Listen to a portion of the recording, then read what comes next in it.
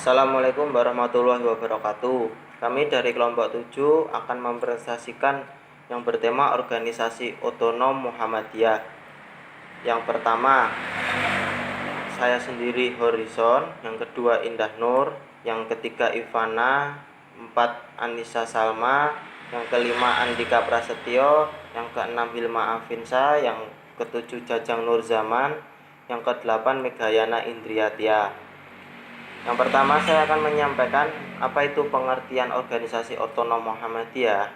Organisasi otonom Muhammadiyah ialah organisasi atau badan yang dibentuk oleh Persyarikatan Muhammadiyah yang dengan bimbingan dan pengawasan diberi hak dan kewajiban untuk mengatur rumah tangga sendiri, membina warga Persyarikatan Muhammadiyah tertentu dan dalam bidang tertentu pula dalam rangka mencapai maksud dan tujuan Persyarikatan Muhammadiyah. Selanjutnya, ada pula struktur dan kedudukan otonom Muhammadiyah. Organisasi otonom Muhammadiyah sebagai badan yang mempunyai otonomi dalam mengatur rumah tangga sendiri, mempunyai jaringan struktur sebagaimana halnya dengan Muhammadiyah, mulai dari tingkat pusat, tingkat provinsi, tingkat kabupaten, tingkat kecamatan, tingkat desa, dan kelompok-kelompok atau jamaah-jamaah. Ada pula syarat dan tujuan otonom Muhammadiyah. Syarat-syaratnya dan tujuan yaitu mempunyai fungsi khusus dalam Persyarikatan Muhammadiyah, mempunyai potensi dan ruang lingkup nasional, mempunyai kepentingan Persyarikatan Muhammadiyah. Selanjutnya akan dijelaskan oleh teman kita. Ada beberapa organisasi otonom Muhammadiyah, di antaranya Aisyah. Aisyah didirikan pada 27 Rajab 1335 atau 19 Mei 1917, bertepatan dengan peringatan Isra Mi'raj Nabi Muhammad. Berdirinya Aisyah telah dimulai sejak diadakannya perkumpulan Sopotresno di tahun 1914, yaitu perkumpulan gadis-gadis terdidik di sekitar Kauman. Ahmad Dahlan memang mendorong perempuan untuk menempuh pendidikan, baik di pendidikan formal umum maupun keagamaan. Visi dan misi Aisyah.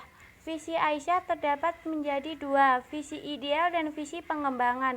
Visi ideal yaitu tegaknya agama Islam dan terwujudnya masyarakat Islam yang sebenar-benarnya.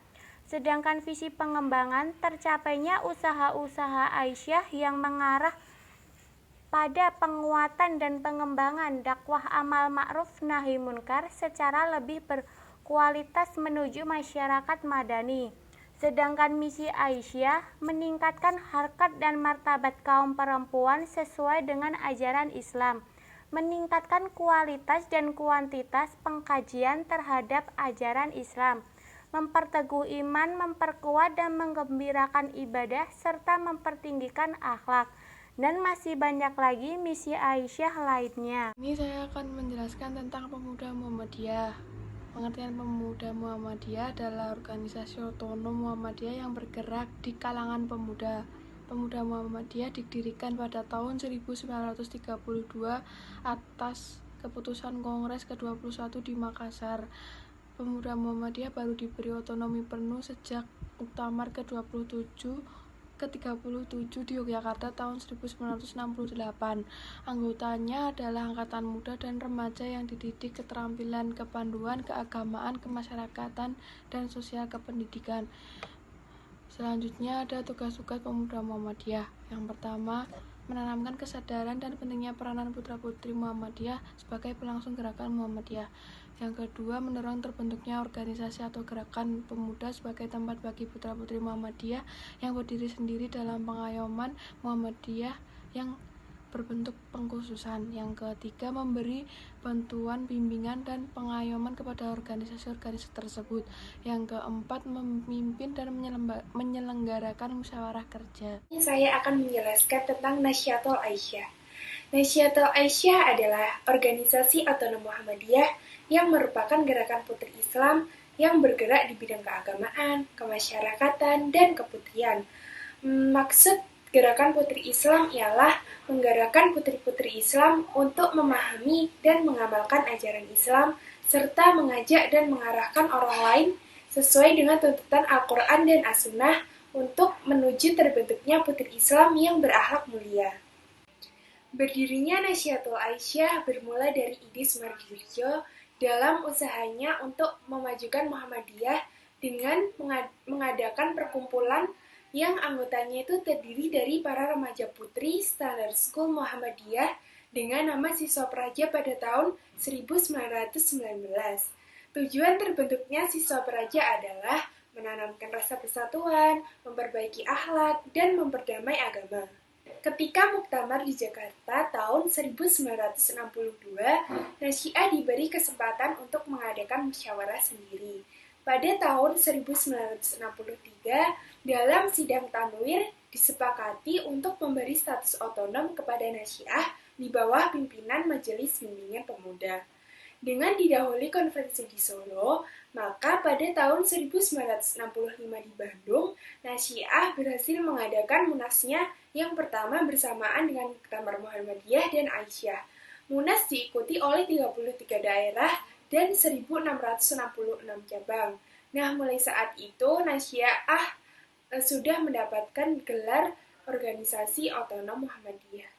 Dalam melaksanakan usahanya menuju terbentuknya pribadi putri Islam serta menjalankan fungsinya, Nasyiah mendasarkan usaha dan perjuangan prinsip-prinsip yang tergantung dalam anggaran dasarnya, yaitu 1. Manusia harus berdasar tauhid, ibadah, dan taat kepada Allah. 2. Menunaikan kewajiban terhadap agama, bangsa, dan negara, serta rumah tangga agar terwujud masyarakat yang indah, bersih, suci, dan makmur di bawah lindungan Tuhan Yang Maha Pengampun.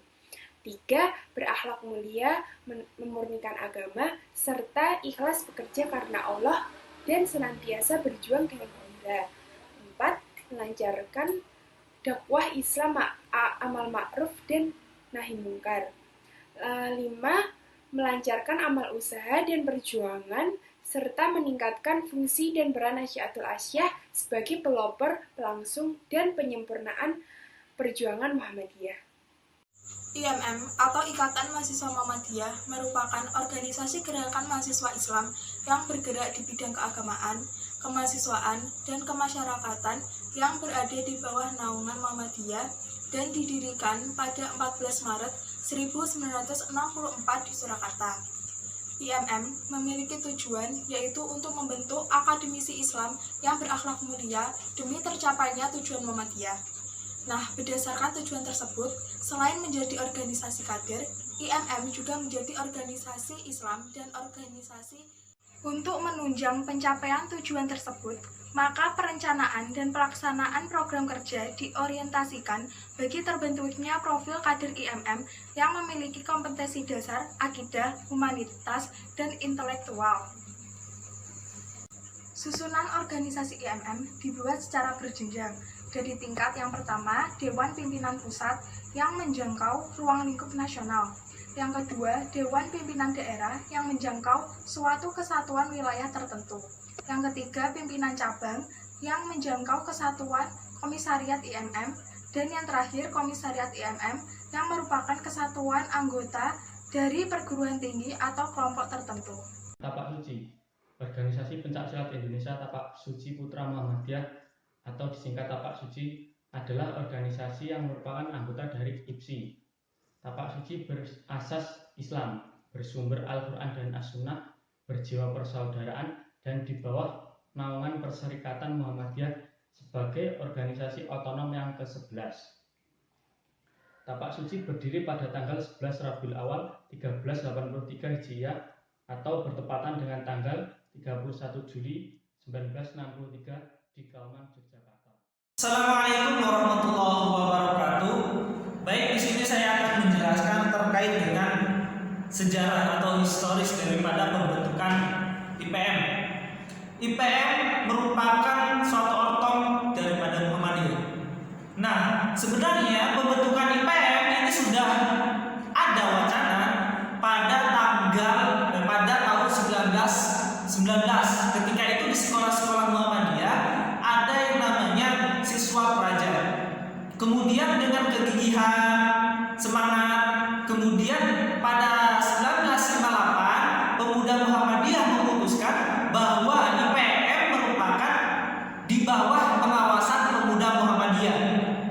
Nah, setelah ada pengakuan itu, akhirnya Pemuda Muhammadiyah ini tidak sampai di situ, ingin membentuk suatu organisasi pelajar Muhammadiyah Mandiri atau IPM sebagai organ daripada Muhammadiyah, yaitu pada tahun 1960 dalam muktamarnya Pemuda Muhammadiyah akhirnya dibentuklah IPM.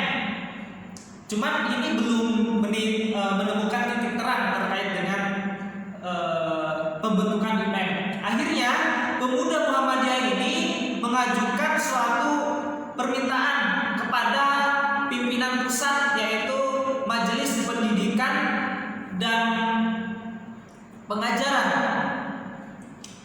Kemudian ditandatanganilah keinginan Pemuda Muhammadiyah ini, sehingga dengan kematangan-kematangan yang sudah diterima, akhirnya pada konferensi Pemuda Muhammadiyah pada tanggal 15 Juni 1961 akhirnya ditandatangani oleh pimpinan pusat. Kemudian singkat cerita, sebulan kemudian pada konferensi Pemuda Muhammadiyah pada tahun 1961 pada tanggal 18 Juli 1961 akhirnya dibentuklah Ikatan Pelajar Muhammadiyah. Kemudian setelah singkat cerita lagi, pada tahun 1992 ketika itu Menteri Pendidikan dan Olahraga Akbar Tanjung menyarankan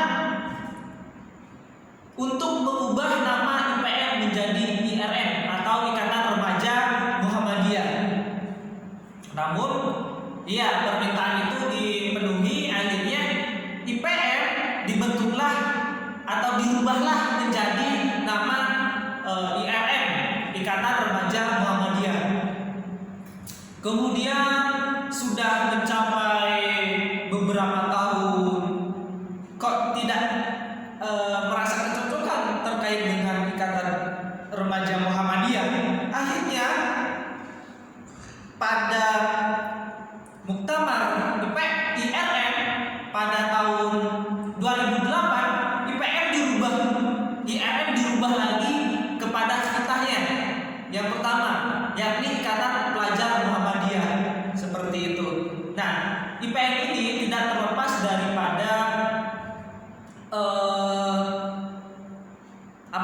usaha daripada pimpinan Pemuda Muhammadiyah yang gigih memperjuangkan agar terbentuknya suatu organisasi otonom baru yang bergerak di ruang lingkup pelajar.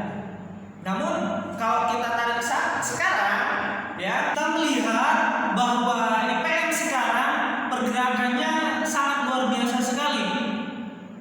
Kita melihat bahwa IPM itu hanya sebatas para pelajar-pelajar dari tingkatan SMA ke bawah.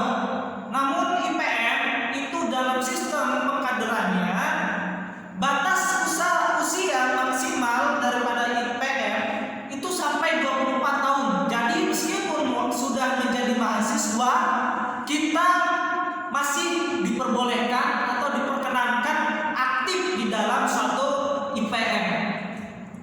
Dalam suatu pengkaderannya, dalam tingkatan IPM itu ada PKTM 1, PKTM 2, PKTM 3 sampai PKTM paripurna.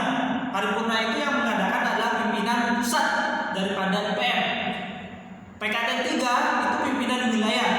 PKTM 2 pimpinan daerah. PKTM 1 biasanya ranting ataupun daripada cabang. Nah, kemudian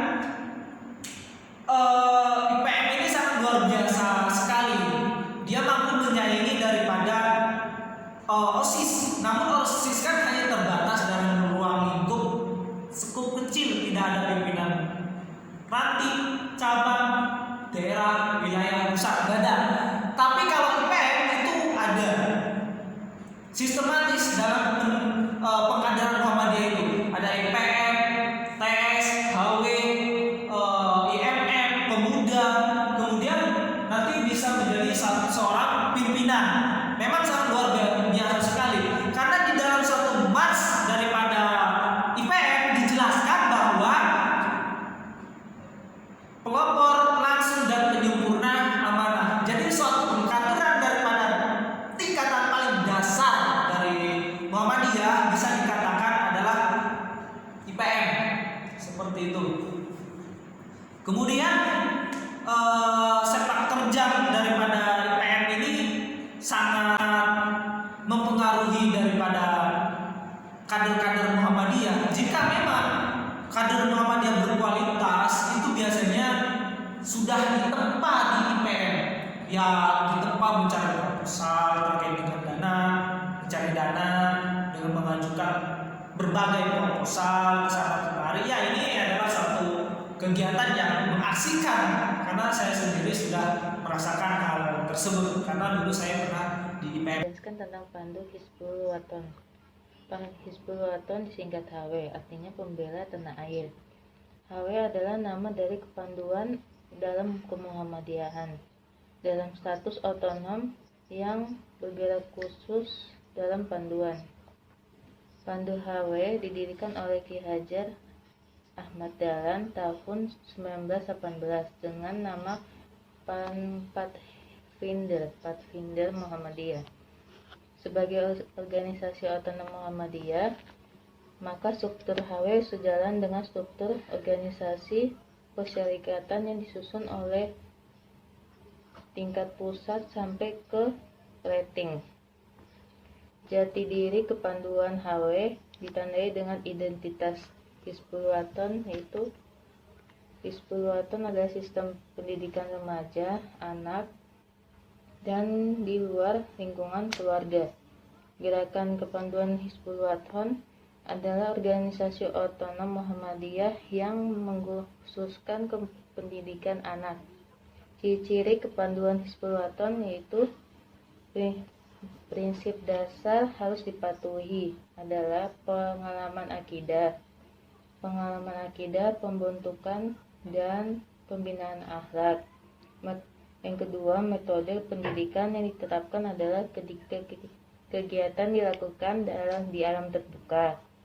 Pendidikan dengan metode yang menarik, pemberdayaan anak didik dengan penerapan sistem Sekian presentasi dari kami. Bila ada kurangnya kami mohon maaf. Wassalamualaikum warahmatullahi wabarakatuh.